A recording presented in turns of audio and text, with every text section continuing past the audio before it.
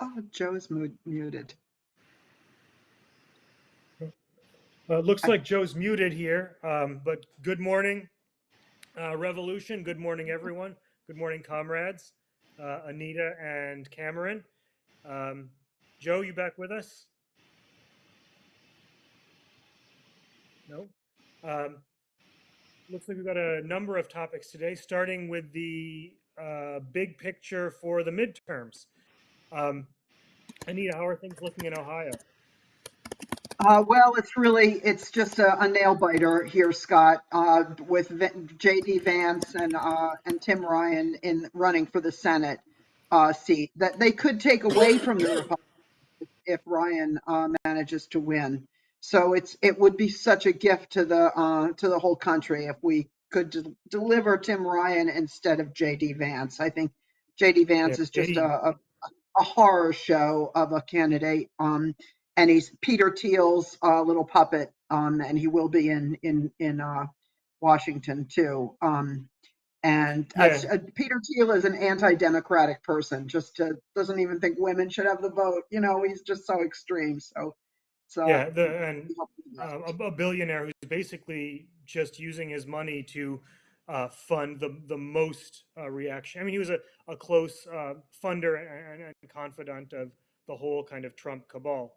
Um, Joe, welcome back. Thank you, Scott. Thank you. good. Thank you. Good morning, everybody.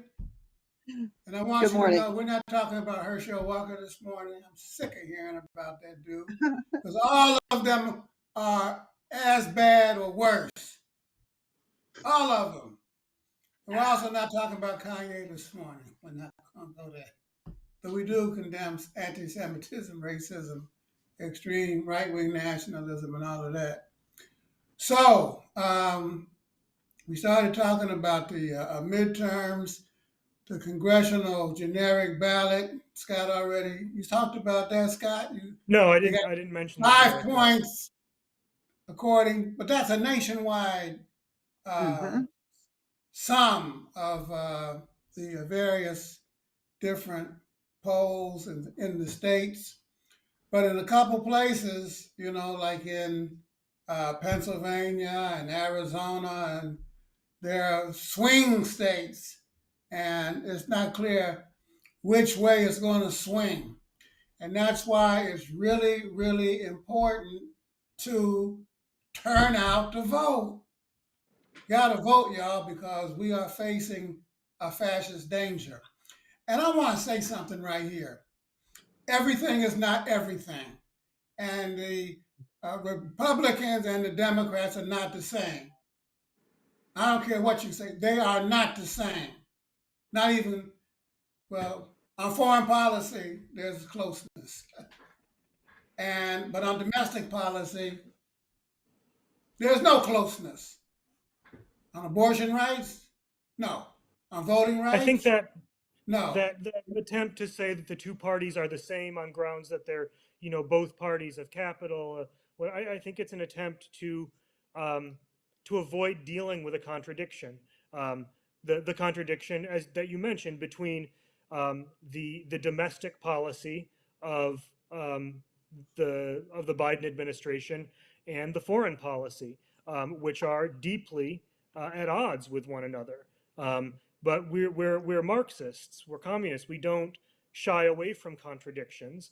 We figure them out. We work with them, and we approach them scientifically and use them as a basis for organizing. And we understand that if we're to make any progress moving in a democratic direction on foreign policy, it's not going to come from letting the extreme right and the fascist forces take control of our country on the domestic level. No, Anita, it's going to come from building a mass movement, putting pressure, occupying the streets, occupying the factories, occupying the high schools, or walking out of them like they did in Virginia around that trans issue. Anita, you Right. know, I was talking to John, who was in Ohio, and he was talking about the closeness of the race, and how Ryan is moving to the right in order to capture the vote. And I said, John, the reason that that is happening is because there's no movement on the ground. And there's no movement on the ground because of the deindustrialization. The unions Mhm. are a shadow of what they used to be. True. And nobody's not pushing like they are in Georgia. Or are they, Anita? Well, I mean, to some extent, the issue that Tim Ryan has embraced and says he would vote the same way Trump would is the anti-trade agreement issue, for example, that was originally a Democratic position embraced by Sherrod Brown back in 2014, 2015, and You just talking sort about of NAFTA? taken over by Trump. Excuse me? You're talking about NAFTA? NAFTA, TPP, all of those. There's a big push to not have those trade agreements. And then Trump just co-opted that energy and ran with it. It is true that sometimes Ryan ads are kind of hard to watch sometimes, but he would be so much better for the working class going forward than, I mean, JD Vance is a danger to our country in terms of the fascist threat. So I think Tim Ryan has a chance. I hear from my comrade in Western Pennsylvania that she sees a lot of cars with Ohio plates coming through her particular workplace, and she said there's a lot of anti-Vance feeling among people there. So I have hope that Ryan can pull out a victory. You got Cameron Orr with us this morning. Good morning, Cameron, and Good morning. congratulations. This young man just got married.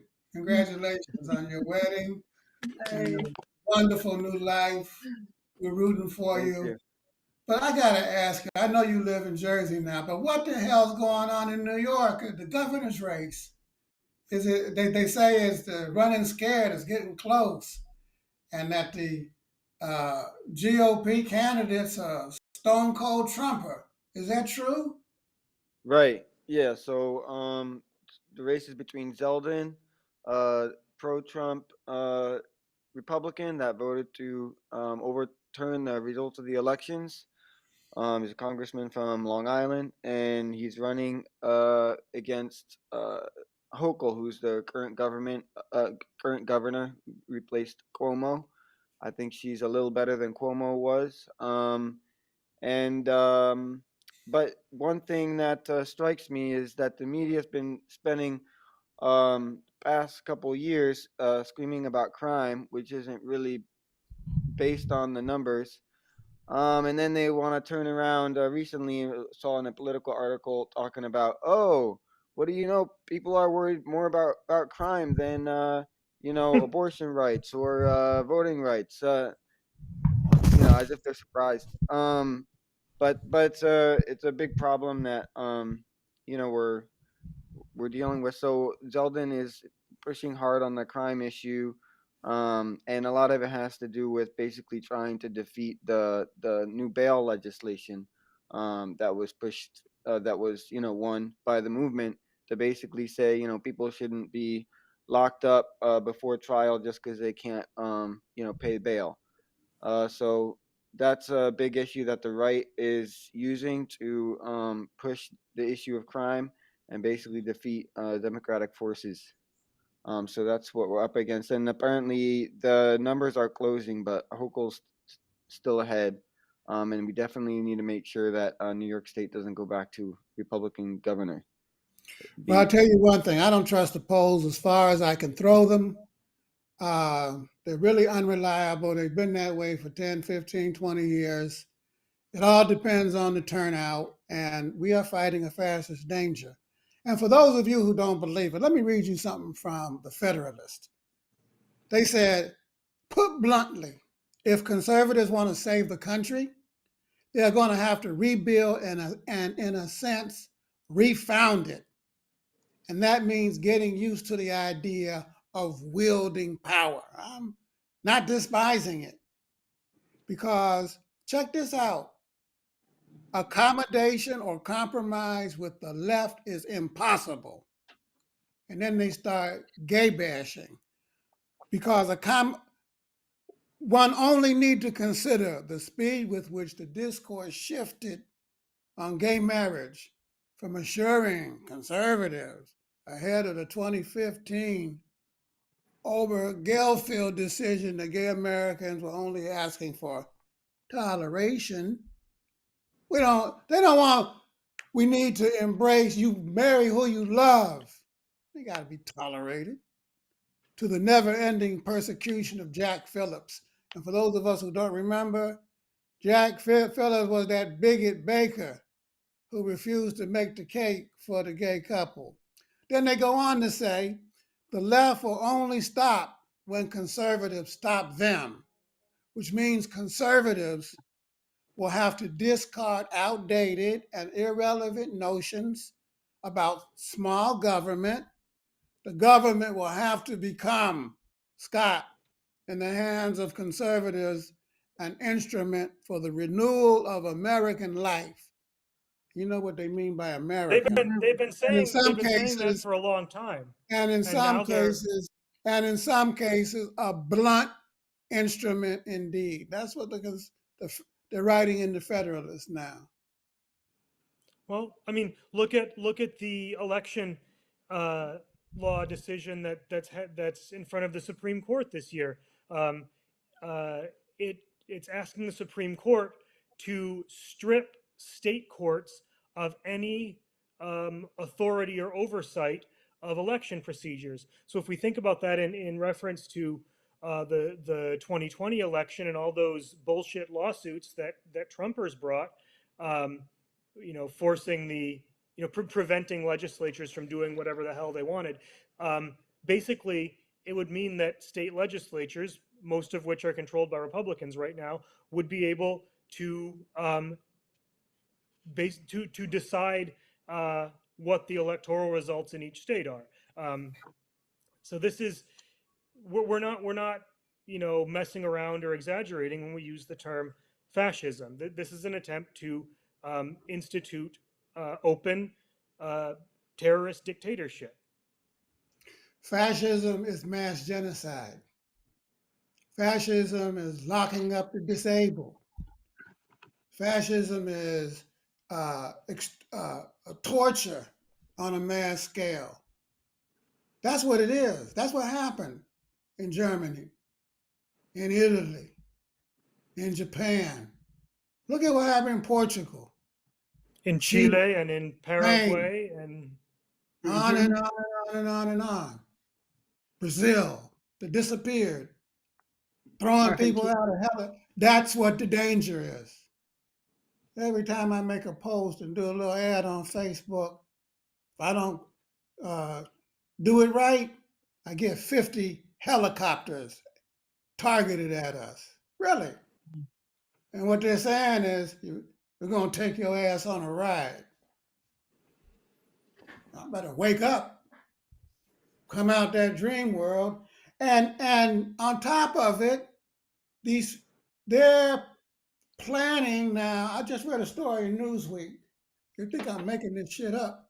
Excuse my language, but I'm passionate about it because the danger is real, Anita. Hmm. Story in Newsweek, they're right wing, Proud Boy, Oath Keeper type terrorists are planning to bomb the electrical grid. Anita, did you read that story? I didn't read the story. I've heard about that story, and I think it's just really frightening what they might resort to next.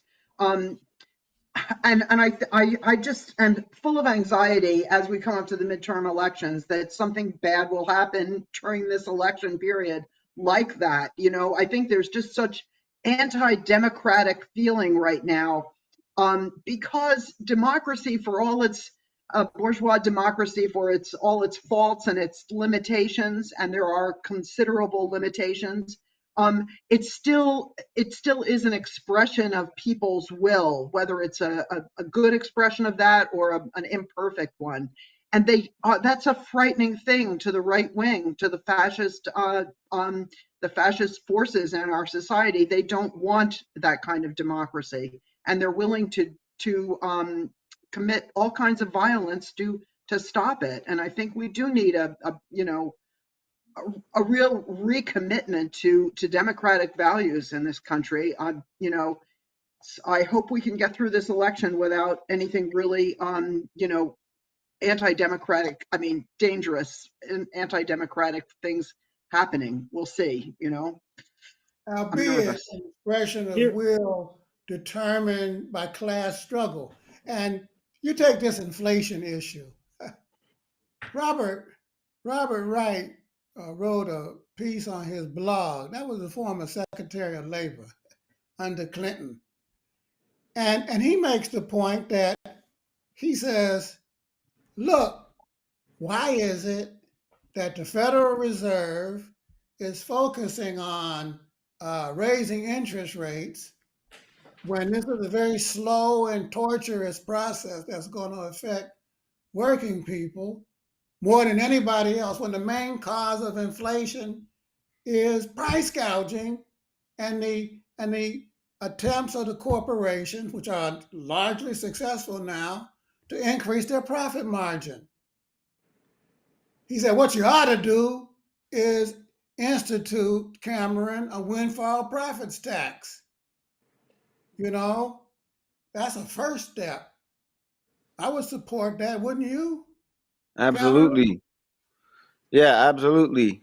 Tax Tax the them rich. bad boys and then roll back prices and increase wages. Hmm. And then Scott Wright goes on to say that the reason the Democrats don't want to do it is because, according to his sources in the Congress, it's a bourgeois world we're living in.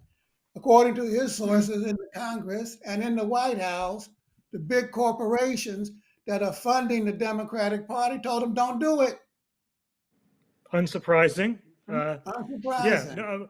no, what billionaire wants a windfall profits tax when the past 3 years have been nothing but windfall profits. Um, and on this issue of windfall profits, thinking about the chorus of voices supporting, the continuation and the escalation of the war in Ukraine, if the fossil fuel companies are so keen on spreading democracy, and this really is about defending the self-determination of the Ukrainian people and whatever, let them give back the profits they've made on the sanctions against Russia and on the increase of oil and gas prices. Let them show their ideological commitment by giving up some of those hefty financial rewards they've been raking in. We're living in a world where the drive for maximum profits is the main thing that is compelling this situation. I mean, you just can't make any old profit. You got to make the highest profit possible, because if you don't, your competitor will kill you. It's a dog eat dog system, Anita, and therefore, until we're able to build a movement capable of fundamentally changing the rules of the game, we're going to be in the same situation. You know, that's why Right. we got to build the Communist Party. That's why we got to elect a Congress that supports the PRO Act so that the unions can have more power. That's why we need a radical reform of the electoral process. We need to get rid of the Electoral College. We need to expand the Supreme Court. We need different forms of voting so that poor and working people, African Americans, Latino, LGBTQ women can have a greater voice. We need to move in the direction of anti-monopoly government and democracy. I Um, think the choice as it's posed now is, these extreme right-wing forces, these fascist forces are calling for civil war. They're spoiling for it. That's what they want. Um, and the choice that we have is, between civil war and the victory of fascism on the one side and reconstruction on the other. They want civil war, we'll give them a reconstruction.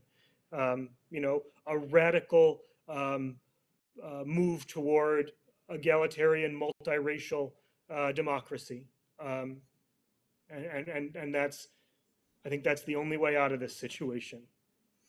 Egalitarian, multiracial, uh, moving in the direction of working class people's democracy. That's a mouthful, but it's what we need. It's really what we need, because they want to refound a white republic. These, one of our comrades, D, made the point the other day. They want to bring back the slavocracy. Hmm. That's basically what's at stake. I said in a meeting the other night, don't forget, Cameron, that they wanted to put the Confederate flag on top of the Capitol.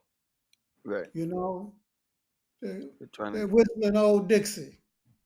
And I can't whistle. Cameron, I know you're a musician, but I can't whistle. I ain't trying to learn. Let's move to our mailbag. We got a great mailbag. Mhm. It's an important ideological question. Um, Comrade or friend, I don't know which, wrote in and he said, I was wondering if you all believe that John Lennon's Imagine reflected the beliefs of Karl Marx and his development of a class-free society. What do those lyrics say? I can't sing, but I could read them. Imagine there's no heaven. It's easy if you try. No hell below us, above us only sky. Imagine all the people, Cameron, I'm going to call on you next to read the next verse. Imagine all the people living for today. Aha, aha, take it, Cameron. Imagine there's no countries. It isn't hard to do. Nothing to kill or die for, and no religion too. Imagine all the people living life in peace. Anita, Okay, you might say I'm a dreamer, but I'm not the only one. I hope someday you'll join us and the world will be as one. that's my Scott? favorite. That's my Yeah, favorite that's verse. beautiful. Scott, continue. I don't have my glasses on, so I can't see the screen. I don't remember the lyrics Imagine well no enough. possessions. I wonder if you can. No need for greed or hunger. A brotherhood of man, of people. That's Imagine his all the dream. people sharing all the world. Cameron, You may say I'm a dreamer, but I'm not the only one. I hope someday you'll join us, and the world will live as one. Anita, does that reflect the communist vision of I think it's a Karl Marx? beautiful, yes, well, I just think it's a beautiful vision and it brings tears to my eyes. And I think after Good Morning Revolution this morning, I'm going to have to go on YouTube and listen to the original. But I think John Lennon is recognized in the socialist world for his contributions. There's a famous statue of him in Havana Park, in John Lennon Park in Havana. But I think just what you were talking about, this idea that the drive to maximize profits, it's not a natural thing. It's not part of human nature. And we can imagine, I mean, if you open your mind, you can imagine a world where that isn't what drives people. I mean, for 150,000 years, that didn't drive people. It's capitalism is a relatively new development among humanity. And I think it's a beautiful sentiment and really showed how open his mind was and how free his imagination was. Okay, fair enough. Do you agree with Anita, Cameron? Yeah, I think it overall it definitely expresses many of the same things that we're fighting for. Um, but of course, we have to do more than imagine it. We have to organize and fight for it. Um, and it's Right gonna take on. a, it's gonna be a process of getting there. Not gonna happen I'm all at thinking once. social revolution led by the working class. Scott, do you agree with? I agree. I think, when we think about how Marx and Engels um, defined communism as a classless society where no state was necessary to impose the rule of one class over another, protect the rule of one class over another, where there's common prosperity based on cooperation and sharing, um, where religious oppression is not needed to keep a subordinate class in line. Um, I think it's very that's what that's what John Lennon is talking about. But I think Cameron raises a really important point. It's one thing to imagine this, and we have to be able to imagine it. We have to understand as communists that it's possible. Um, uh, but we also have to know where we stand right now, and we have to see that route and work and struggle along that route from our current world of vicious competition and the drive for maximum profits, to that, through the revolutionary process over many years, in fact, to reach um, that communist world. Well, I want to disagree with y'all just a little bit because the idea of a classless society, of the commune, did not originate with Karl Marx. It's a long, has a long tradition in African and Native American, Asian, and European history. And in the modern era, it was reflected in the views of Sir Thomas Aquinas and his Utopia.